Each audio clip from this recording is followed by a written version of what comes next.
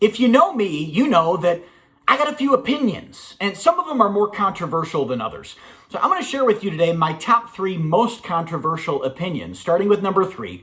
And it is that cheese balls are gross. They get all over your hands. They don't even taste that good. You wipe your hands on everything, your clothes, it gets all over the place. Plus, I'm pretty sure that every time I've ever seen someone eating cheese balls, I've asked myself the question, did they get any of them in their mouth? It looks like they took a cheese ball and used it as chapstick, which I don't advise. I'm not a fan of cheese balls.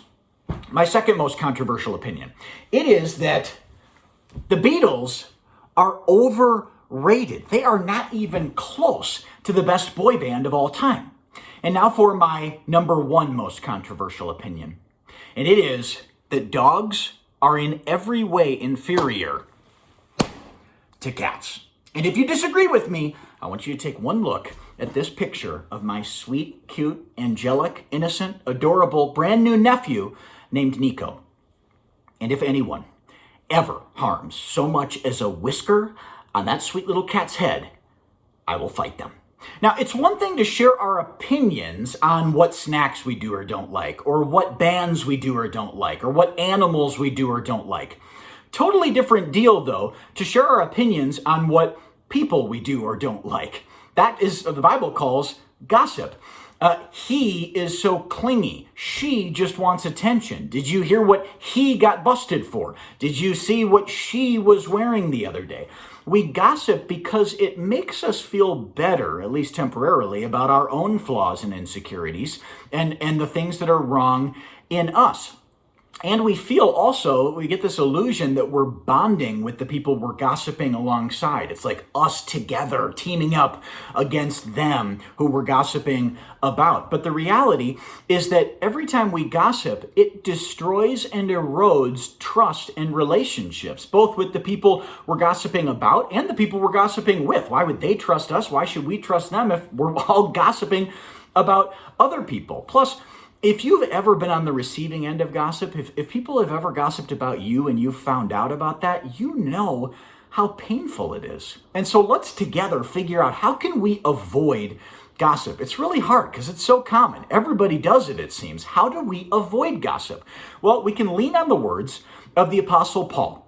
He was one of the guys who helped spread Christianity throughout the world in the early days. And he would write letters to churches helping them know how they can follow Jesus. And he wrote one, and specifically, he talked a lot about how we should talk as followers of Jesus. So one of the letters that he wrote was to the church in Ephesus. And he wrote in chapter 4, the first part of verse 29. We'll get to the second part of verse 29 in a second. Here's the first part. He says, don't use foul or abusive language. Don't use foul or abusive language. Now, the word foul can also mean rotten. So don't use language that rots or decays trust or relationship.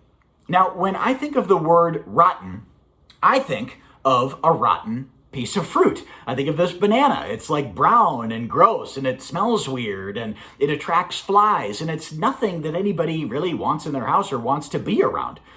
But when we engage in gossip, this is the kind of fruit that we're bearing in our lives. Rotten fruit that nobody wants to be in the presence of.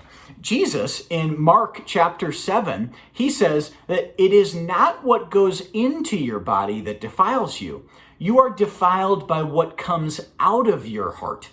It is not what goes into your body that defiles you. You are defiled by what comes from your heart. So here's the big idea for the day. It is that gossip doesn't reveal what's rotten inside the people we're talking about.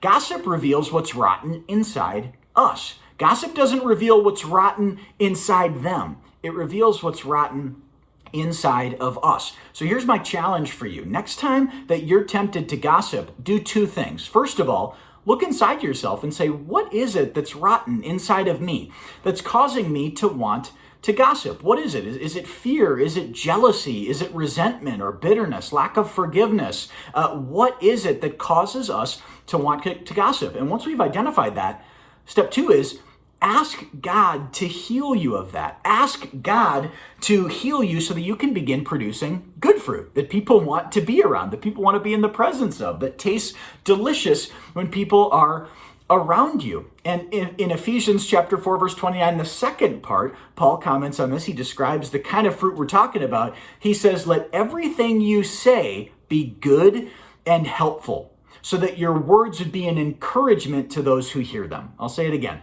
Let everything you say be good and helpful, so that your words would be an encouragement to those who hear them. And if you begin talking like this, a couple things are going to happen. Some key relationships in your life are going to improve drastically.